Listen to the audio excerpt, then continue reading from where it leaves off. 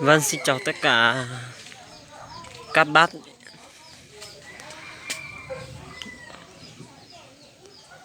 yêu lan trên toàn quốc nha.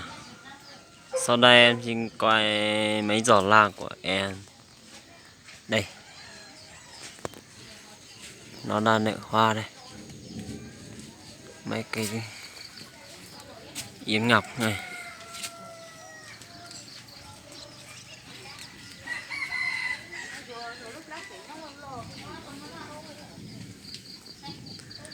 Mấy cây trồn nha. Nghệ tần này. Sắp chết rồi, nắng nóng quá.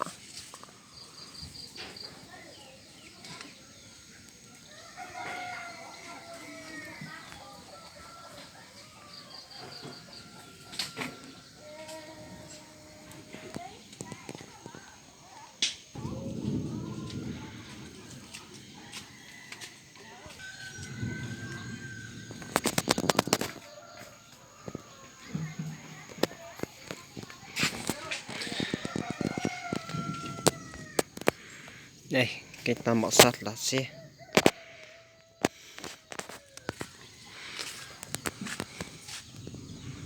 Cái chuồn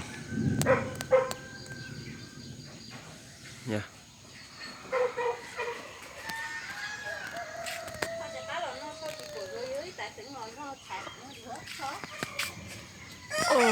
Nó mọt đuối đấy.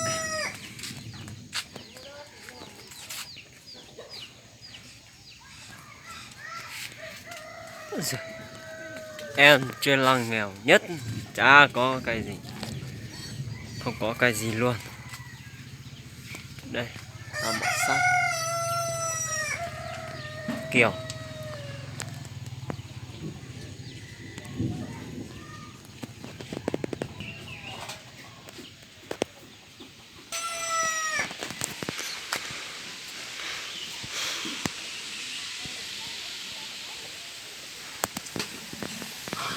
Đây có hai mình này thôi, rất là khó kiếm luôn. Hai mình này chắc anh chị cũng biết rồi, các bác biết nữa.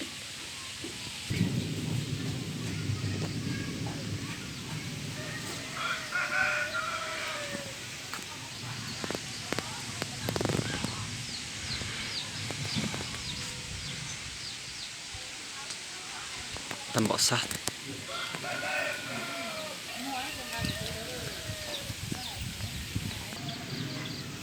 này, hay đất. Đây là mấy cái chùa của em nha. Wow,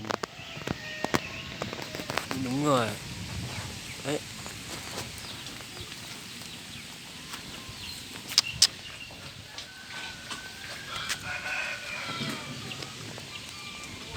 Đẹp chưa? Cái đẹp luôn đấy.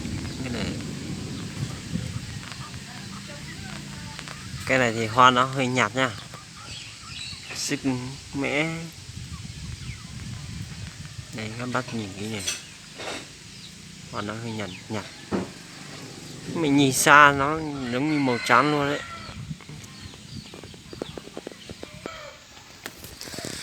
Cái đẹp luôn.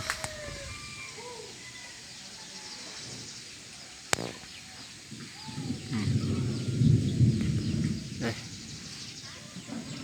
Cái này thì nhìn xa nó nhạt nhạt nha, hoa nó nhạt nha. Các bác sẽ kỹ này.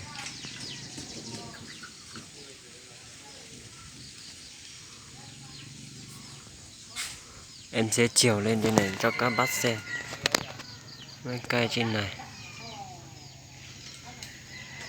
cực kỳ đẹp luôn. Đấy em thì nghèo quá, không có giàn đi chiều vào gốc cây bưởi thôi. Phượng này, đã còn nụ đây.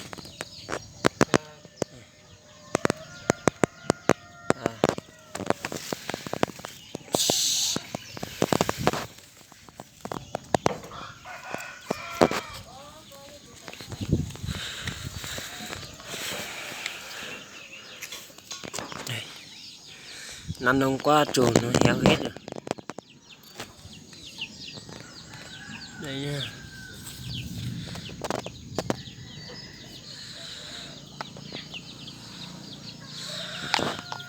Cây này thì gọi là cây gì em chả biết nữa.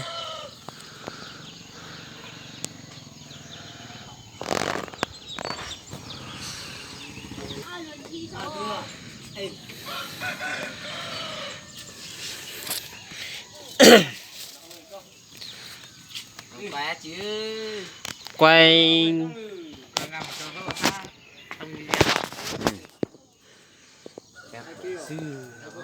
đây khủng luôn đây. Này là bé mùa. Mùa đây. Quá chứ.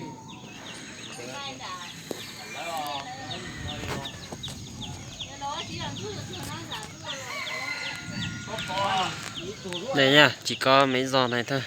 Này, đùi gà. Thế thôi nhá. Hạt lý nhá. Thôi. Kiểu đây.